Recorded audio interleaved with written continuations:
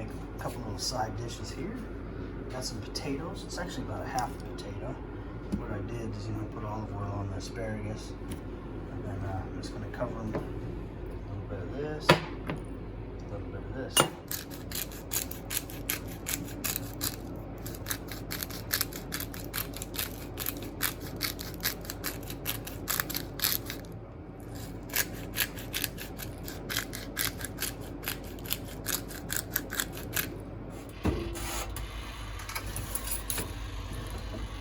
A little bit earlier than the potatoes. We'll leave the potatoes on there. We got to cook a little bit longer. Those are delicious.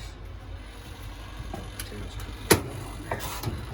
I really couldn't wait any longer. These are just so good. I could eat a whole plate of these, a whole pile of them. They're amazing. That pepper on there and the garlic, a little bit of salt.